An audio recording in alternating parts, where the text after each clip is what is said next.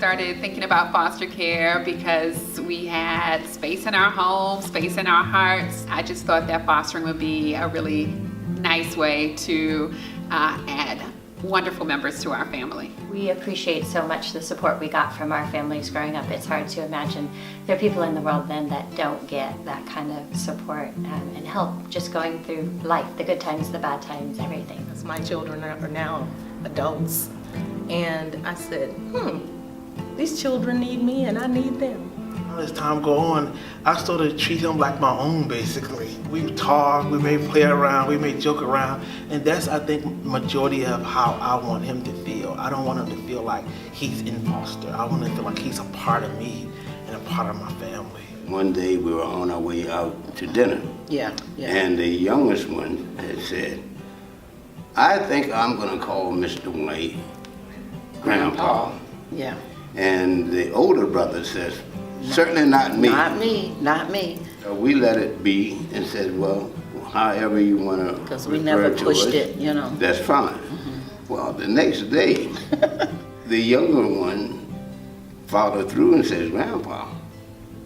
And the older one hesitated, and I walked out of the room, and the older one says to the youngest, why did you call him Grandpa? He's not our grandpa.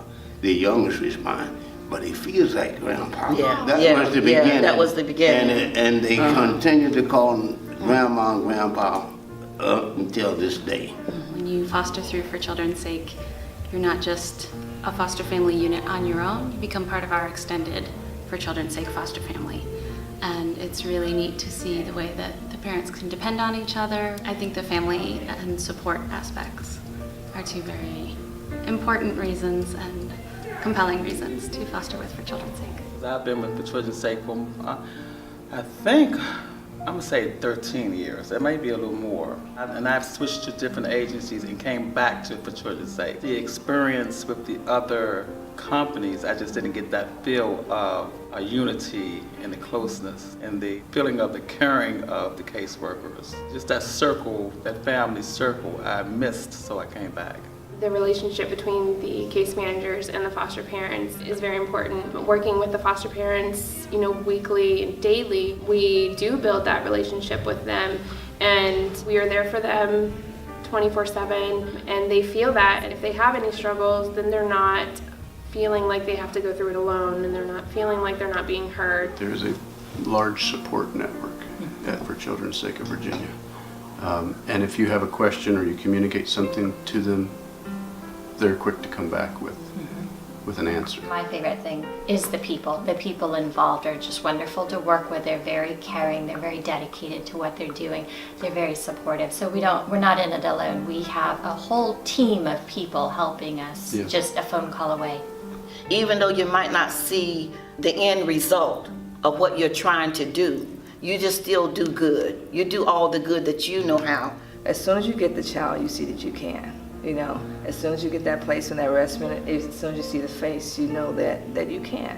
And all thoughts, feelings change. One of my goals is to bring happiness in whatever way that I can to that child.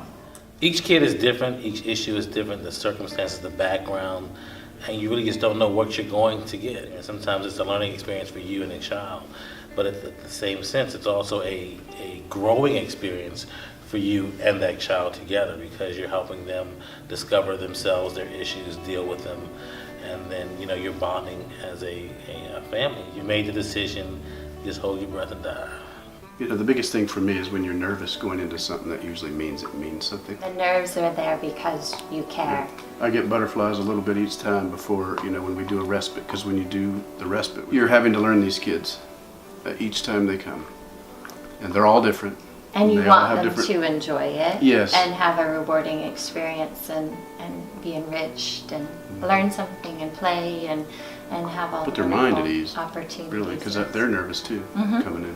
But it's such a big help then to the kids and to the other families that are doing it as well, to know that they have a safe and happy place that the kids can go when they can't be with them or everyone needs a little break.